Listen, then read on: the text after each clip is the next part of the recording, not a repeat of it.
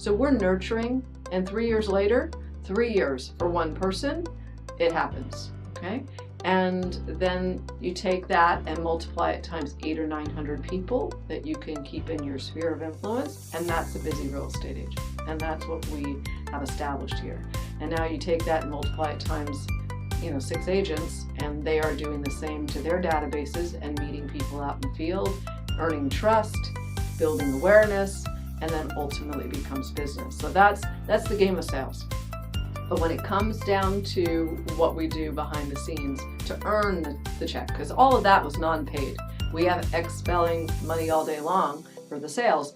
But when it comes to our fiduciary as representing you, that's where we earn our money. And so that's where we have a great team of people. Welcome to Local Living Tri-City, your go-to podcast for exploring the vibrant communities of Temecula, Murrieta, and Menifee. Join me, Liz Jones, as we dive into real estate insights and local business stories, bringing you closer to the heart of our Tri-City area. Let's get started with today's episode. Hey, welcome back to Local Living. I am your host, Liz Jones, and today with me I have Manny Hernandez. Manny, I am so grateful to be here. Yeah, I'm so grateful to have Manny with us. So Manny is one of our most recent hires, and he is also a licensed real estate agent, but he also serves in our organization helping listings and coordinating with people, and just a really true valuable resource. So we're glad he's here. Yeah, so I thought it'd be fun to talk a little bit about what he has seen behind the scenes. So often people believe the perception is that real estate agents make a quick dime, right? And that just isn't so. I mean, there's occasions, yeah, it's a perfect, trifecta. Someone says, I want to buy this house. I go to see one house. We write a contract, it gets accepted, and you get a check 30 days later. Mm-hmm. That occurs, though not many. I think, roughly I'm at 500 transactions of homes closed, and in those 500, I think I felt guilty for 2 of them. So, and the rest of them just required some real tough work. Mm-hmm. Yeah, super. So, just from a outsider's coming inside standpoint, what kind of work goes on behind the scenes, even before we get the transaction, even before we get a client? There's definitely a lot of work that needs to happen before. Like you said, it's a lot of things that you don't see. It's very behind the scenes, but there's a lot of prep work. If you're working in sales and you want to find leads, mm-hmm. In my personal experience, it's been a lot of cold calling. So I've been cold calling for weeks now, and that's you have to dive into it, even though it can be a little scary sometimes because people aren't expecting your call, and you have to introduce yourself, and sometimes that can be a little scary, but you just have to go with it, and there's going to be good calls and bad calls, and that's just how you get leads. But that's the kind of work that comes beforehand that a lot of people don't see in terms of sales. In terms of actually listing a property and getting it ready to launch and be seen by others, there's also a lot of work. You have to coordinate a lot of things, which we have a great team here to help with all that. But there's photography you have to do. There's making sure the home is actually ready. Is there like a tenant? Is it vacant? There's a lot of different. Yeah, so I'll expand a little bit on that. So first and foremost, when we're talking about sales, and we are salesmen, okay, that are licensed fiduciaries. So it's a hunting game. So to find a resource that wants to sell, sometimes people call in and say, hey, I raised my hand, I want to buy or I want to sell. But that's not typically what happens. And so in California, there are 499,000 licensed agents. And you can imagine, there's far more homes, but you can imagine everybody and his brother knows an agent. So, and not all agents are considered equal. So in Manny's case, to find people that want to raise their hand, say, I would like to sell my home, that's called a cold call. And you've all received them. You all hate them. You pick up, and there's key times that we attempt to reach out to you, and we'll start out, and we call them scripts. Some are more graceful than others, but there are those messagings that we send out and said, hey, we're in the neighborhood. We have buyers. Are you interested in selling? And occasionally you get feedback that's negative. Of course, you can imagine click with a nice click and click with a bad click. And then there's someone who will raise their hand. I'm renting right now, but I am looking because I'm getting ready to get out of my lease. And Manny has those happen too. And that's kind of an exciting moment because now we have a real human that we can connect with. So that's from that standpoint. When it comes to an experienced agent like myself, we nurture for years. So nurture. So we will meet somebody, whether or not we're out networking or we're in the field, and we will capture that information, continue to call upon that person, continue to have lunch with that person, continue to check in with that person, email that person, note card to that person, set up listing alerts for that person, send them details about their house. Just anything and everything. Ask them who and they might recommend that might want to sell. So we're nurturing, and 3 years later, 3 years for one person, it happens. Okay. And then you take that and multiply it times 800 or 900 people that you can keep in your sphere of influence. And that's a busy real estate agent. And that's what we have established here.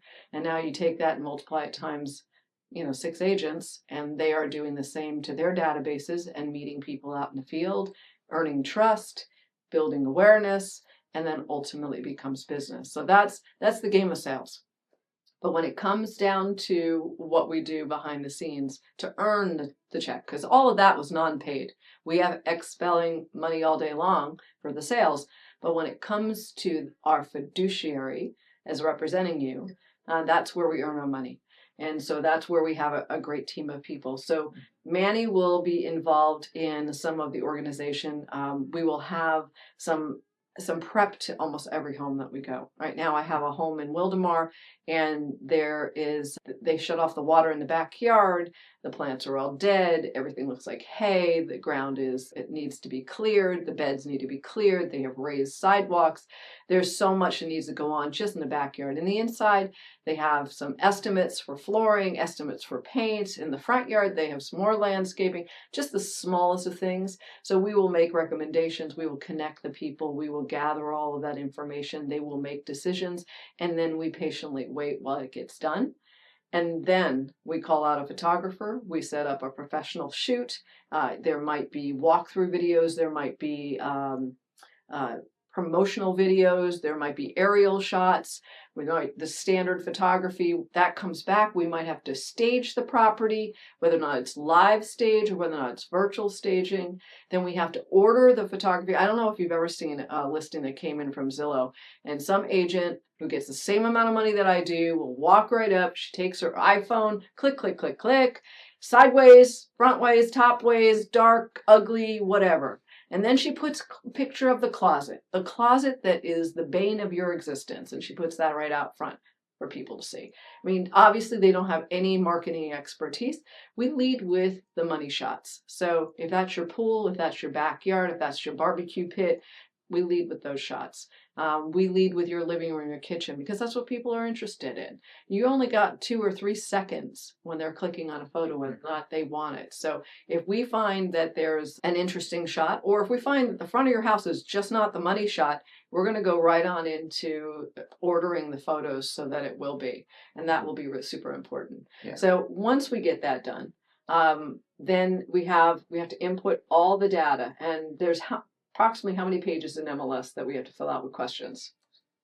So many pages. I don't even know the exact amount, but I just, every time I have to do a property, I know I'm going to have to be scrolling a little bit, going back and forth between sources to find accurate information. And a lot of times it's the most detailed things. That's what a lot of people sometimes don't think about. What you see is the price, beds, and bath. But, it's important for people to get the small details as well.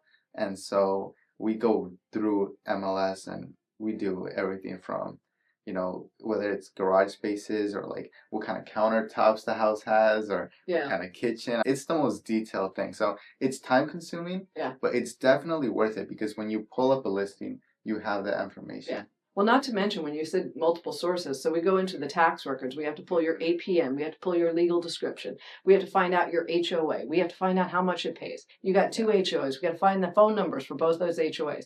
We got to put that information in. We got to check back with the client to figure out when you want showings, when you don't want showings, whether or not you want booties on. We have all these little details to manage just up front and pass it on to my team, who then input it into a resource. And that's just one resource. And of course that syndicates out. But then after that, these guys prepare a brochure. So they have to prepare a brochure that's branded, that's set up, that makes, I mean, if we have 70 shots, we got spaces on the brochure for 6. So you have to have the common sense of what are the money shots, what's the information, how do you fit all that on there. They have to double check that. Then they have to send it to the printer, get it back. They have to get the brochure racks. They have to deliver it to the property. They have to set up the lock boxes. That's just all right up front. Then there's all the showings, then there's all the open houses. I mean, these are time. And we're not paid on time, we're paid on closing. So if your house doesn't close, if your house goes on expired, all of this energy, somebody paid for it.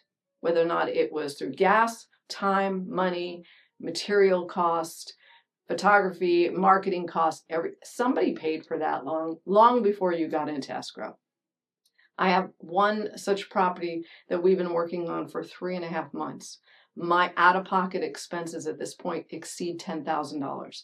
So it is in my best interest for that property to close so I can get reimbursed for my $10,000. I mean, that happens. And when you have a great resource, you're going to have that kind of information come up, and you're going to be able to have resources that can pull from that. Mm-hmm. Now, once we get tied up in escrow, then you see a lot of the crazy that goes on behind the scenes. We talk about it at our meetings, right? Yeah. So there's a lot of juggling, I would say, right? So there's a give and a take. There's negotiations. There's problems that occur. There's escrow snags. There's title problems with your past solar or your multiple loans or your lack of payment or you didn't pay your taxes. We get all of that, and we have the job of making that look seamless and not a big problem to you. But let me tell you, there's a lot that we have to do behind the scenes to deliver a smooth looking product to you. And that's just getting us close to the finish line. Then we have the negotiation of repairs. So you're going to get a report that comes back from your buyer when you're representing a seller, and it's going to have this many things wrong with your house. Now, we all know we're selling a used house, so this is probably normal. But the buyer wants blood, right? So my job is to minimize the amount of transfer of wealth back, because clearly if there's a way to to have a solution for this, to minimize that, simple credit, you're packing boxes. You don't want to be fixing plumbing at that time. Is there a way that we can make that easy on you? We set up those vendors. We send people in for the carbon monoxide, smoke detectors. We have the power washing guy. We have the plumber come out. So we do that, or we negotiate a credit. And this is the only way that we could keep you out of the fire. If you didn't have an agent, it would be falling all on your shoulders while you're going to work. So we do that from the sidelines. So we truly, truly feel that we earn every penny of those commissions. And to be honest with you, as a brokerage, most people don't know this, when you work for a brokerage will take a percentage. You want to open a brokerage because that's the best way to make some money. All the agents are doing all the work and you get a check. But in reality, it's the agent here that's really earning the keep. I mean, our team, we have 4 admin, we have 3 in-house and 1 outside, and our admin are working full-time, 40 hours a week to process all of our work right now. And so they're doing that for the benefit of the client, and those are deals that haven't yet been closed. So not yet received. So, I mean, it's an interesting thing. Did you ever think it was going to be this wild and crazy when you got involved? Honestly, I assumed it would be more intricate than I thought it would be, but even then it still surprised me a little bit. But I don't let it discourage me, nor should anyone looking to get into it let it discourage them, because at the end of the day, you know what they say, anything worth doing is going to be a little hard, and you just got to find the fun in it, whether you're scrambling a little bit to kind of like coordinate appointments or scheduling something with your client and something else that needs to happen at the property. Just have fun with it. Just enjoy the process, and eventually you're going to reap your harvest. Yeah, that's true. A segue to fun. So you and Brendan's on the other side of the camera right now. Yeah. You and Brendan went and had some fun the other day. Tell us about what you did. We went to some new builds to do some content for social media, and yeah, we had some fun with that. We did some clips. We're in the process of editing those and getting them out on social media soon. I figure I've got my two young guys out there, and I think so fun to see them working together. So I'm very excited to see what you guys put together, and yeah, it'll be out there for everybody else to see too. You do have to have a little fun in the day. Yeah. If that's cookies in the morning or it's all going out to lunch, and I'm thinking axe throwing is the next thing we're all going to do, because I think that could be pretty wild. Take out some frustration. Anyway, I wanted to take this moment to explain to anybody who's interested in getting into real estate, if you really want to understand it, feel free. You can schedule a time with us. You can download a few of our videos that give you some idea of how a day in the life of a realtor, and we would love to advise you. And if you haven't made up your mind on what you want to do, give me a call and I'll be happy to point you in the right direction. So I'm Liz with Local Living. I'm excited that I had your ear today. Thank you very much. Manny, thanks for being here. Happy to be here. All right. And until the next time. Thank you for listening to Local Living Tri-City. Stay tuned for more insights and stories from Temecula, Murrieta, Menifee, and surrounding areas. Be sure to subscribe, leave a review, and share this episode with a friend that is passionate about the Tri-City area as you are. Goodbye for now, and we'll see you next episode.